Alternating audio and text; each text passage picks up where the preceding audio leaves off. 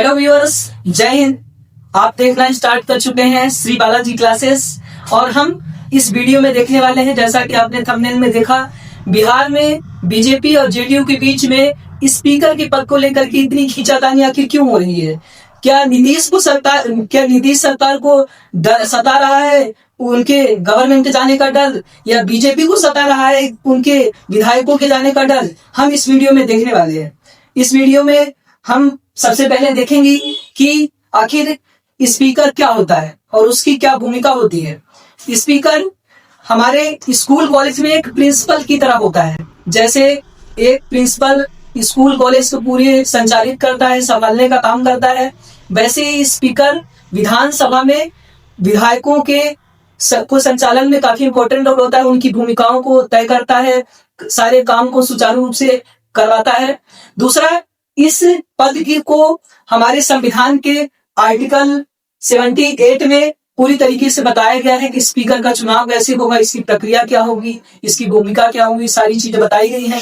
दूसरा, विधानसभा में इसकी भूमिका क्या क्या होती है। विधानसभा में सबसे इंपॉर्टेंट भूमिका इसकी होती है कि कोई भी विधायक यदि अपना दल छोड़ करके दूसरे दल में जाना चाहे तो सारे निर्णय लेने की जिम्मेदारी विधानसभा की स्पीकर के पास होती है। दूसरा, यदि हम इसकी शक्तियों के बारे में देखें और बीजेपी जेडीयू के बीच में आखिर इतनी खींचातानी लड़ाई क्यों हो रही है, तो इसकी शक्तियां हमारे भारतीय संविधान के तहत एक कानून बना हुआ है। उस कानून में सारी चीजें दी गई हैं। दल बदल विरोधी कानून 1985 के टाइम पे बनाया गया था।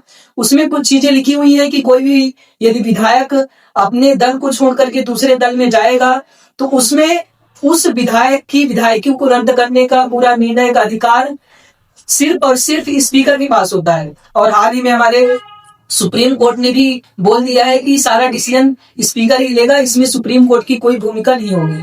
तो बीजेपी और जेडीयू के बीच में इतनी खींचातानी होने की वजह भी यही है क्योंकि फ्यूचर में नीतीश कुमार को ये डर सता रहा है कि फ्यूचर में यदि ऐसा हुआ कि हमारी पार्टी को तोड़ मोड़ करके और बीजेपी ने अपने साथ ले लिया तो उससे उनकी पार्टी को खतरा हो सकता है। दूसरा, बीजेपी को ये भी डर सता रहा है कि कहीं फ्यूचर में यदि बीजेपी अपनी गवर्नमेंट बनाना चाहे और कांग्रेस और अन्य छोटी पार्टियों को तोड़ करके अपने पार्टी में शामिल करना चाहे तो उसमें स्पीकर की भूमिका इंपॉर्टेंट हो जाएगी, क्योंकि स्पीकर ही उन विधायकों के विधायकी का निर्णय पूरा सारी जिम्मेदारी लेगा। इसके अलावा आखिर जो स्पीकर होता है, जो भी सरकार बनेगी उस सरकार के कामकाज में किस तरीके की समस्याएं खड़ी कर सकता है। कोई भी नियम वगैरह कोई भी कानून बनता है तो वो विधानसभा से बनता है। वहीं यदि कोई सरकार कोई कानून बनवाना चाहे, कोई कानून को इम्प्लीमेंट करना चाहे तो उसमें पूरा निर्णय स्पीकर के पास होता है। कौन कब कितने मिनट के लिए बोलेगा, यहाँ तक कि विधानसभा में अपोजिशन पार्टी का लीडर कौन होगा और जो विधायक होते हैं उनकी सारी चीजों को देखने का काम भी उसके पास होता है। तो यह बीजेपी और जेडीयू के बीच लगातार स्पीकर के पद के लिए खींचातानी हो रही है। तो आगे देखते हैं कि बिहार में स्पीकर का पद किसके पास मिलता है, जेडीयू के पास मिलता है, बीजेपी के पास मिलता है। ये देखना हमारे लिए दिलचस्प होगा।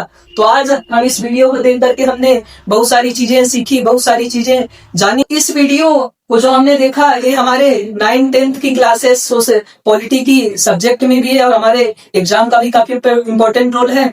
और यदि हम भारत के नागरिक होने के नाते इन चीजों को समझना चाहते हैं, जानना चाहते हैं तो भी हमारे लिए इम्पोर्टेंट हो जाता है। और जो बिहार के हमारे नागरिक भाई बहन हैं तो उनके लिए भी इम्पोर्टेंट हो जाता है कि आखिर स्पीकर का पद क्या होता है, इसकी भूमिका क्या होती है।